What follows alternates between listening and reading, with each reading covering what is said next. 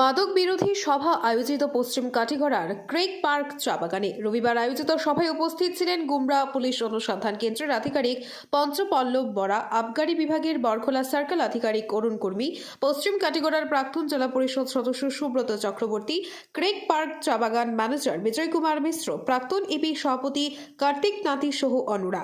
এদিনের সভায় ক্রেক পার্ক চা বাগানে কিভাবে দেশি মদ বানানো ও বিক্রি বন্ধ করা যায় এ নিয়ে বিশদ আলোচনা করা হয়। সভায় সর্বসম্মতভাবে সিদ্ধান্ত নেওয়া হয় রবিবার থেকে কেউ ক্রেক পার্ক চা বাগানে দেশি মদ তৈরি করবেন না, পাশাপাশি বিক্রিও করবেন না, অন্যথায় স্থানীয়দের সহযোগিতায় আইনি পদক্ষেপ নেওয়া হবে। ব্যুরো রিপোর্ট, আজকের পড়া। নিজেকে প্রথম পরিবর্তন করতে হবে। আমাদেরকে নিজেকে সজাগ হতে হবে। প্রথম আমরা মদ খাবো না, কেউ খেতে দেবো না। প্রথম কথা হলো আমাদের বাচ্চা কাচ্চাকে শিক্ষা দিতে হবে। ফার্স্ট শিক্ষার দিক দিয়ে সব কিছু উন্নত হবে। আজকে যদি আমরা চাই যেন মদ খাবো না, কিন্তু মদ বিক্রি করতে দেবো না, তখন যে সমাজ উন্নত হবে। আর আমি এটাই বলবো, সবাই খালি নিজেকে খালি দোষ দিলে হবে না, পুলিশকে, এক্সাইজকে এবং পঞ্চায়েত প্রতিনিধিকে ওনাদেরকে দোষ দিলে হবে না। আমাদেরকে নিজেকে প্রথম সজাগ হতে হবে। আজকে যে পাড়াবসী আছে, যে গণ্যমান্য ব্যক্তি আছে, সবাই নিজে একজুট হয়ে এটাকে বন্ধ করতে হবে। এটা গুরুত্বপূর্ণ আজকের সভা, যে মাদক বিরোধী সভা, যে যারা আহ্বান করে তাদের ধন্যবাদ জানাচ্ছি পুনরায়।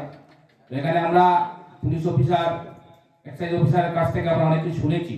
বাগান ম্যানেজার কড়া ভাষায় বলেছেন যে ক্রিকপার বাগানের 4টা ডিভিশন রয়েছে, আর সেই ডিভিশনগুলোতে যারা অবৈধভাবে নেশা বিক্রি করবেন বা তৈরি করবেন তাদেরকে এই বাগান থেকে চলে যেতে হবে। উনি কড়া ভাষায় বলেছেন এবং উনি আহ্বান জানিয়েছেন মায়েদের কাছে যে যারা তৈরি করছেন পার্টির কাছে, অর্থাৎ এই স্থানীয়ভাবে যেগুলা হচ্ছে হাড়িয়া, সুলাই, যারা তৈরি করছেন ওদেরকে যাতে মায়েদের সঙ্গে নিয়ে এগুলা উড়ে দেওয়া যায় সেই ব্যবস্থা উনি করেছেন। তো একজন বাগান ম্যানেজারের কাছ থেকে এরকম আশ্বাস পাওয়ার পর আমাদের কি বলার থাকে। তো আমি বলবো আপনারা সবাই সর্বপ্রথম ম্যানেজারকে সহযোগিতা করুন, ওনার সঙ্গে থেকে ওনারা কাজ করুন। উনি বলেছেন মায়েদের কথা, আমরা জানি সবাই যে মণিপুরি যে সমাজ রয়েছে ওনাদের একটা মাইরা পাইবি মহিলা সমিতি রয়েছে। আমরা দেখেছি বিভিন্ন বস্তিতে যখনই এরকম কোনো ঘটনা ঘটে তখন সেই মাইরা পাবি মহিলা সমিতিরা উদ্যোগ নিয়ে মিছিল করে সেইগুলা উড়িয়ে দেওয়া হয়। তো আমরা কেন পারবো না? আমরা যারা বাগানের মায়েরা রয়েছি আমরা কেন পারবো না? তো তার আগে আমাদের ঘরের মানুষকে নিজেকে বুঝাতে হবে যাতে আমি কোনো ধরনের নেশা সেবা না করি, মদ, গাঞ্জা, ড্রাগস সেগুলো থেকে আমরা দূরে থাকতে পারি। এখানে আমাদের মধ্যে উদাহরণ, আমাদের যিনি আজকে এসেছেন এক্সাইজ ডিপার্টমেন্টের ইন্সপেক্টর কুর্মী, উনি কি বলেছিলেন? উনি বলেছেন যে ওনার মা বাগানে কাজ করেছেন, উনি বাগানের লোক। আর আজকে সরকার বাগানের জন্য অনেক কাজ করছে, বাগানের শ্রমিকদের উন্নয়নের জন্য, বাগানের ডেভেলপমেন্টের জন্য উনি কাজ করছেন। তো আমরা জানি শুধু কর্মী মহাশয় নয়, আজকের দিনে ডলু থেকে একজন হচ্ছে বিক্রম কৈরি, আজকে উনি আসামে কাজ করছেন, ইনি কমিশনার, ওনার লোক বাড়ি হচ্ছে ডলুতে। কিছু আগে পিএনআরটির কমিশনার ছিলেন, উনি কাছাড়ে এসেছেন। তো আমাদের আনন্দ হয় যে আজকে বাগানের থেকে অনেক ছেলেরা মেয়েরা উঠে আসছেন। আর আজকের দিনে তারপরে আজকে বর্তমানে কাছাড়ে যিনি পুলিশ প্রশাসনের দায়িত্বে রয়েছেন আমাদের এসপি, উনি নামাল মাহাতো, উনিও আদিবাসী মানুষ। বিগত দিনে অনেক চেষ্টা করেছি এই মাদকদ্রব্য বন্ধ করার জন্য, কিন্তু আমরা পারি নাই। কারণ আমাদের দেখা যায় 100-র ভিতরে 99 জনে এই মাদকদ্রব্যের সঙ্গে জড়িত, আর আমরা একজনে কি করব।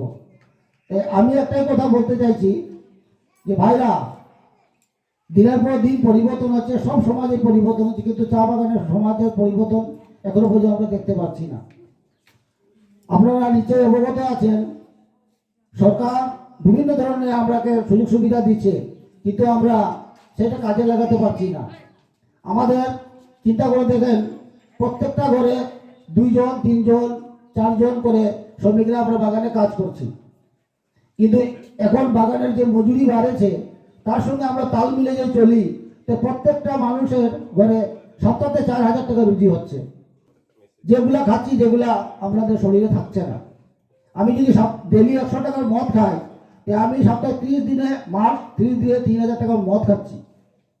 না ভালো শিক্ষা দিতে পারছি, না শরীরে লাগে ভালো ফল খেতে পারছি, না আমাদের বাচ্চাকে আপেল আঙ্গুর এইসব খাওয়াতে পারছি, কিছু দিতে পারছি না আমরা। যে যে আমার বাগানে এই মদের ব্যবসা করবে, মদের দারু ভাট্টা করবে, ওনাকে অনুরোধ করছে বাগান ম্যানেজারে যে এখান থেকে চলে যান, আর দিগরখালের রাস্তার ন্যাশনাল হাই আছে, ও রাস্তার ধারে দোকানপাট করে ব্যবসা করবে, বাগানে থাকতে হবে না। আপনারা দেখছেন আজকের বরাক।